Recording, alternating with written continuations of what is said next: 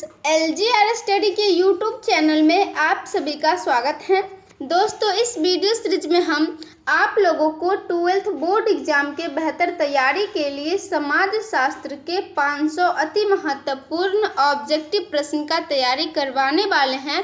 और अगर आप इस सीरीज के सभी प्रश्न का तैयारी कर लेते हैं तो मैं आपको 100% गारंटी देती हूँ कि एग्जाम में आपका एक भी प्रश्न नहीं छूटेगा। तो मैं आशा करती हूँ कि आप लोग इस सभी प्रश्न का तैयारी जरूर करेंगे। और आप लोग को बता दें कि यह इस वीडियो सीरीज का 8 नंबर वीडियो है। इससे पहले हम 7 वीडियो अपलोड कर चुके हैं। अगर आप नहीं देखे हैं तो आप इस चैनल के प्लेलिस्ट में जाकर देख सकते हैं। तो चलिए शुरू करते हैं आज का वीडियो। और दोस्तों, आप लोग को बता दें कि जितने भी लोग LGR स्टडी ऐप डाउनलोड नहीं किए हैं तो ज़रूर डाउनलोड कर लीजिए और टेलीग्राम भी ज्वाइन कर लीजिए। तो चलिए शुरू करते हैं आज का पहला प्रश्न। आज का पहला प्रश्न है, जाति यानी कास्ट का मूल शब्द कास्ट किस भाषा का शब्द है? लैटिन, फ्रेंच, रोमन या पुर्तगाली? दोस्तों, आप लोग को बता दें यहाँ पर जो सही आंसर होगा डी आपका बिल्कुल ही सही आंसर होगा, क्योंकि जाति यानी कास्ट का मूल शब्द कास्ट पुर्तगाली भाषा का शब्द है। अगले प्रश्न की ओर बढ़ते हैं और अगला 2 नंबर प्रश्न है, किसने कहा धर्म किसी आध्यात्मिक शक्ति में विश्वास है? इस प्रश्न के द्वारा पूछा जा रहा है कि किसने कहा धर्म किसी आध्यात्मिक शक्ति में विश्वास है? टायलर, फ्रेजर, दुखरीम या मॉलिनोस्की? दोस्तों, आप लोग को बता दें इन सभी में से जो सही आंसर होगा ए आपका बिल्कुल ही सही आंसर होगा, क्योंकि टायलर ने कहा है धर्म किसी आध्यात्मिक शक्ति में विश्वास है। अगले प्रश्न की ओर बढ़ते हैं और अगला 3 नंबर प्रश्न है, चाची नातेदारी के किस श्रेणी के अंतर्गत आती हैं? इस प्रश्न के द्वारा पूछा जा रहा है कि चाची नातेदारी के किस श्रेणी के अंतर्गत आती हैं? प्राथमिक, द्वितीयक, तृतीयक या उपयुक्त में से कोई नहीं? दोस्तों, आप लोग को बता दें इन सभी में से जो सही आंसर होगा बी आपका बिल्कुल ही सही आंसर होगा, क्योंकि चाची नातेदारी के द्वितीयक श्रेणी के अंतर्गत आती हैं। अगले प्रश्न की ओर बढ़ते हैं और अगला 4 नंबर प्रश्न है, निम्न में से कौन सा हिंदू विवाह का उद्देश्य है? इस प्रश्न के द्वारा पूछा जा रहा है कि निम्न में से कौन सा हिंदू विवाह का उद्देश्य है? धार्मिक कर्तव्य, पुत्र प्राप्ति, रति या इनमें से सभी? दोस्तों, आप लोग को बता दें इन सभी में से जो सही आंसर होगा डी आपका बिल्कुल ही सही आंसर होगा, क्योंकि इनमें से सभी हिंदू विवाह का उद्देश्य है। अगले प्रश्न की ओर बढ़ते हैं और अगला 5 नंबर प्रश्न है, निम्न में से कौन सी जनजाति उत्तरी पूर्वी भारत की नहीं है? इस प्रश्न के द्वारा पूछा जा रहा है कि निम्न में से कौन सी जनजाति उत्तरी पूर्वी भारत की नहीं है? नागा, कुकी, बोडा या खस? दोस्तों, आप लोग को बता दें इन सभी में से जो सही आंसर होगा सी आपका बिल्कुल ही सही आंसर होगा, क्योंकि बोडा जनजाति उत्तरी पूर्वी भारत की नहीं है। अगले प्रश्न की ओर बढ़ते हैं और अगला 6 नंबर प्रश्न है, मुस्लिम विवाह है एक संस्कार, समझौता, मित्रता या उपयुक्त में से कोई नहीं? दोस्तों, आप लोग को बता दें इन सभी में से जो सही आंसर होगा बी आपका बिल्कुल ही सही आंसर होगा, क्योंकि मुस्लिम विवाह एक समझौता है। अगले प्रश्न की ओर बढ़ते हैं और अगला 7 नंबर प्रश्न है, किस समाज में हठ विवाह का प्रचलन है? इस प्रश्न के द्वारा पूछा जा रहा है कि किस समाज में हठ विवाह का प्रचलन है? हिंदू समाज में, मुस्लिम समाज में, जनजातीय समाज में या उपयुक्त में से कोई नहीं? दोस्तों, आप लोग को बता दें इन सभी में से जो सही आंसर होगा सी आपका बिल्कुल ही सही आंसर होगा, क्योंकि जनजातीय समाज में हठ विवाह का प्रचलन है। अगले प्रश्न की ओर बढ़ते हैं और अगला 8 नंबर प्रश्न है, सहपलायन विवाह विवाह का एक प्रकार है।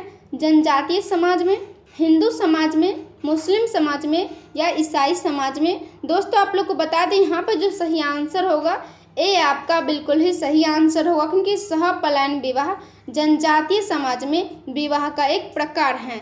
अगले प्रश्न की ओर बढ़ते हैं और अगला 9 नंबर प्रश्न है, परिवीक्षा विवाह विवाह का एक प्रकार है।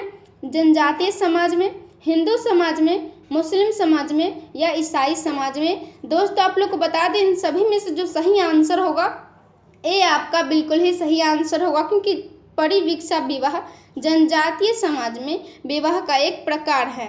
अगले प्रश्न की ओर बढ़ते हैं और अगला 10 नंबर प्रश्न है, भारत में विवाह और परिवार किसने लिखी? इस प्रश्न के द्वारा पूछा जा रहा है कि भारत में विवाह और परिवार किसने लिखी? AM Shah, GS Ghurye, KM Kapadia या WI वार्नर। दोस्तों आप लोग को बता दें इन सभी में से जो सही आंसर होगा सी आपका बिल्कुल ही सही आंसर होगा, क्योंकि भारत में विवाह और परिवार KM कपाडिया ने लिखी है। अगले प्रश्न की ओर बढ़ते हैं और अगला 11 नंबर प्रश्न है, किस विद्वान ने समाज को सामाजिक संबंधों के जाल के रूप में परिभाषित किया। इस प्रश्न के द्वारा पूछा जा रहा है कि किस विद्वान ने समाज को सामाजिक संबंधों के जाल के रूप में परिभाषित किया। पॉर्सन्स, मर्टन, फिक्टर या मैकाइवर एवं पेज। दोस्तों आप लोग को बता दें यहाँ पे जो सही आंसर होगा डी आपका बिल्कुल ही सही आंसर होगा, क्योंकि मैकाइवर एवं पेज ने समाज को सामाजिक संबंधों के जाल के रूप में परिभाषित किया। अगले प्रश्न की ओर बढ़ते हैं और अगला 12 नंबर प्रश्न है, वर्ग व्यवस्था है एक खुली व्यवस्था, बंद व्यवस्था, नहीं बंद नहीं खुला या उपयुक्त में से कोई नहीं। दोस्तों आप लोग को बता दें इन सभी में से जो सही आंसर होगा ए आपका बिल्कुल ही सही आंसर होगा, क्योंकि वर्ग व्यवस्था एक खुली व्यवस्था है। अगले प्रश्न की ओर बढ़ते हैं और अगला 13 नंबर प्रश्न है, सोसाइटी इन इंडिया किसने लिखी। मेंडलबम, KS कपाडिया, AM शाह या WI वार्नर। दोस्तों आप लोग को बता दें इन सभी में से जो सही आंसर होगा ए आपका बिल्कुल ही सही आंसर होगा, क्योंकि सोसाइटी इन इंडिया मेंडलबम ने लिखी है। अगले प्रश्न की ओर बढ़ते हैं और अगला 14 नंबर प्रश्न है, निम्नलिखित में से बंद स्तरीकरण का उदाहरण कौन सा है। इस प्रश्न के द्वारा पूछा जा रहा है कि निम्नलिखित में से बंद स्तरीकरण का उदाहरण कौन सा है। वर्ग, सत्ता, जाति या उपयुक्त सभी। दोस्तों आप लोग को बता दें इन सभी में से जो सही आंसर होगा सी आपका बिल्कुल ही सही आंसर होगा, क्योंकि जाति बंद स्तरीकरण का उदाहरण है। अगले प्रश्न की ओर बढ़ते हैं और अगला 15 नंबर प्रश्न है, निम्न में से कौन से कारक भारतीय जाति व्यवस्था में परिवर्तन के उत्तरदायी हैं। औद्योगिकरण, पंचायती राज, जजमानी व्यवस्था या प्रभु जाति।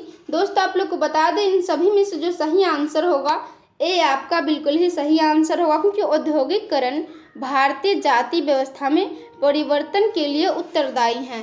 अगले प्रश्न की ओर बढ़ते हैं और अगला 16 नंबर प्रश्न है, इनमें से कौन आदिम अर्थव्यवस्था का दूसरा स्तर है। शिकार एवं भोजन संग्रह स्तर, कृषि स्तर, पशुचारण स्तर या औद्योगिक स्तर। दोस्तों आप लोग को बता दें इन सभी में से जो सही आंसर होगा सी आपका बिल्कुल ही सही आंसर होगा, क्योंकि पशुचारण स्तर आदिम अर्थव्यवस्था का दूसरा स्तर है। अगले प्रश्न की ओर बढ़ते हैं और अगला 17 नंबर प्रश्न है, निम्न में से कौन एक वर्ग नहीं है। इस प्रश्न के द्वारा पूछा जा रहा है कि निम्न में से कौन एक वर्ग नहीं है। डॉक्टर, शिक्षक, ब्राह्मण या वकील। दोस्तों आप लोग को बता दें इन सभी में से जो सही आंसर होगा सी आपका बिल्कुल ही सही आंसर होगा, क्योंकि ब्राह्मण जो है वो एक वर्ग नहीं है। अगले प्रश्न की ओर बढ़ते हैं और अगला 18 नंबर प्रश्न है, सोसाइटी नामक पुस्तक के लेखक हैं मैकाइवर एवं पेज, A.W. ग्रीन, फेयरचाइल्ड या जॉनसन। दोस्तों आप लोग को बता दें इन सभी में से जो सही आंसर होगा ए आपका बिल्कुल ही सही आंसर होगा, क्योंकि सोसाइटी नामक पुस्तक के लेखक मैकाइवर एवं पेज हैं। अगले प्रश्न की ओर बढ़ते हैं और अगला 19 नंबर प्रश्न है, निम्न में से किन्होंने धर्म की समाज शास्त्रीय अवधारणा प्रस्तुत किया। डुखरिम, फ्रेजर, टायलर या मैकाइवर। दोस्तों आप लोग को बता दें यहाँ पे जो सही आंसर होगा ए आपका बिल्कुल ही सही आंसर होगा, क्योंकि डुखरिम ने धर्म की समाज शास्त्रीय अवधारणा प्रस्तुत किया है। अगले प्रश्न की ओर बढ़ते हैं और अगला 20 नंबर प्रश्न है, निम्न में से कौन सामाजिक परिवर्तन का कारक है। इस प्रश्न के द्वारा पूछा जा रहा है कि निम्न में से कौन सामाजिक परिवर्तन का कारक है। तकनीकी, जनसंख्या, संस्कृति या उपयुक्त सभी।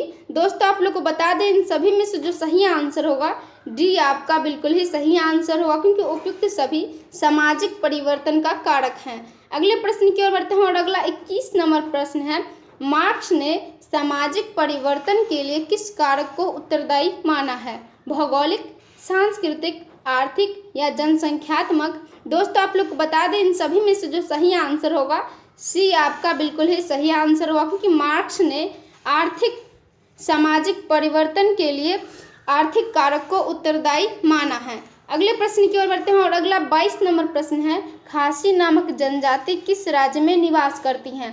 इस प्रश्न के द्वारा पूछा जा रहा है कि खासी नामक जनजाति किस राज्य में निवास करती हैं। राजस्थान, बिहार, मेघालय या मध्य प्रदेश। दोस्तों आप लोग को बता दें इन सभी में से जो सही आंसर होगा सी आपका बिल्कुल ही सही आंसर होगा, क्योंकि खासी नामक जनजाति मेघालय राज्य में निवास करती हैं। अगले प्रश्न की ओर बढ़ते हैं और अगला 23 नंबर प्रश्न है, मामा नातेदारी के किस श्रेणी के अंतर्गत आता है? प्राथमिक, द्वितीयक, तृतीयक या इनमें से कोई नहीं। दोस्तों आप लोग को बता दें इन सभी में से जो सही आंसर होगा सी आपका बिल्कुल ही सही आंसर होगा, क्योंकि मामा नातेदारी के तृतीयक श्रेणी के अंतर्गत आता है। अगले प्रश्न की ओर बढ़ते हैं और अगला 24 नंबर प्रश्न है, विनिमय विवाह का स्वरूप किस समाज में प्रचलित है? इस प्रश्न के द्वारा पूछा जा रहा है कि विनिमय विवाह का स्वरूप किस समाज में प्रचलित है? हिंदू समाज, सिख समाज, आदिवासी समाज या मुस्लिम समाज। दोस्तों आप लोग को बता दें इन सभी में से जो सही आंसर होगा सी आपका बिल्कुल ही सही आंसर होगा, क्योंकि विनिमय विवाह का स्वरूप आदिवासी समाज में प्रचलित है। अगले प्रश्न की ओर बढ़ते हैं और अगला 25 नंबर प्रश्न है, मुस्लिम महिला तलाक पर अधिकारों का संरक्षण अधिनियम किस वर्ष पारित हुआ? 1955, 1986, 2001 या 2005। दोस्तों आप लोग को बता दें इन सभी में से जो सही आंसर होगा बी आपका बिल्कुल ही सही आंसर होगा, क्योंकि मुस्लिम विवाह तलाक पर अधिकारों का संरक्षण अधिनियम वर्ष 1986 में पारित हुआ। तो दोस्तों आज के लिए इतना ही रखते हैं। आज का वीडियो कैसा लगा कमेंट के माध्यम से ज़रूर बताइए, और जितने भी लोग LGR स्टडी ऐप डाउनलोड नहीं किए हैं तो ज़रूर डाउनलोड कर लीजिए, क्योंकि इस ऐप में आपको सभी विषय का VVI ऑब्जेक्टिव क्वेश्चन का PDF, VVI सब्जेक्टिव क्वेश्चन का PDF, quick revision notes, model paper का PDF, क्लास नोट एवं ऑनलाइन टेस्ट की भी सुविधा है। तो मिलेंगे अगले वीडियो में, तब तक अपना ख्याल रखिए और LGR स्टडी देखते रहिए।